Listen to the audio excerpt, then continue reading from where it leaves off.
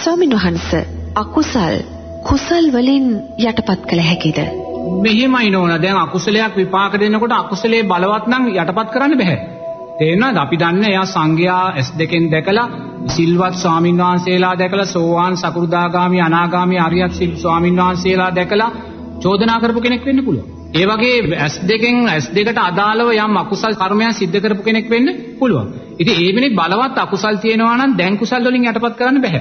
බුදුරජාණන් වහන්සේ කියනවා පහන් පූජා කරන්නා ඇස් ලබනවා කියලා. යමෙක්ගේ ඇස් පෙනීමේ දුර්වලභාවයක් තියෙනවා නම් අනිවාර්යයෙන්ම පහන් පූජා කිරීමෙන් ඒ ඇස් පෙනීමට අදාළව කුසල් සංස්කාර රැස් වෙනවා කියලා ඊට අදාළ පින සකස් වෙනවා කියලා බුදුරජාණන් වහන්සේ දේශනා කරනවා. දෙවෙනි කාරණේ බුදුරජාණන් වහන්සේ දේශනා කරනවා නිරේතුරුවම සිල්වතුන් දැකීම Tamanගේ ඇස් පෙනීම යහපත් වෙන්න හේතුවක් කියලා. නිරේතුරුවම සිල්වතුන්ගේ දැක්ම Tamanගේ ඇස් පෙනීම ශක්තිමත් වීමට එක හේතුවක් කියලා බුදුරජාණන් වහන්සේ දේශනා කරනවා. ඒ නිසා වර්තමානයේ ඇස් දුර්වලතාවයන් හුඟක් වැඩි නම් ඒ වැඩි වෙනවා කියන සිල්වතුන් ටිකක් අඩුයි කියන කාරණා. ඒකත් තේරුම් ගන්න ඕනේ.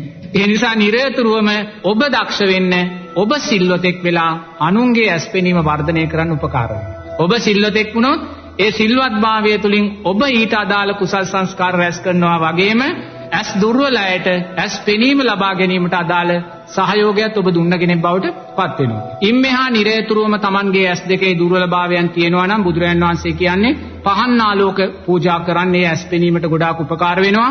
ඒ වගේම ඔය තව කෙනෙකුට කණ්ණාඩි පූජා කිරීම, ඇස් වලට අදාළ බෙහෙත් පූජා කිරීම, සිල්වතුන් දැකීම එවැනි කාරණා අපිට යම් බලවත් අකුසල් තියෙනවා නම් යටපත් කරගන්න හේතු වෙනවා. නමුත් එතෙන්දී නෝනා අපි දන්නේ යා කොයි ආකාරයෙන් අකුසලයක් කරගෙන තියනවාද කියන කාරණේ. ඒ නිසා හොඳම දේ තමයි ඒ නොපෙනෙන ඇස් දෙක කමඨාණක් කරගෙන මේ ඇසේ අනිත්‍යභාවය දැකලා මේ ඇස නිසා මට දුකක් නම් සකස් වෙන්නේ, මේ ඇස දුකක් නම් මේ ඇස ඉපදුනේ කුමක් නිසාද? නාම රූප ඉපදුන නිසා.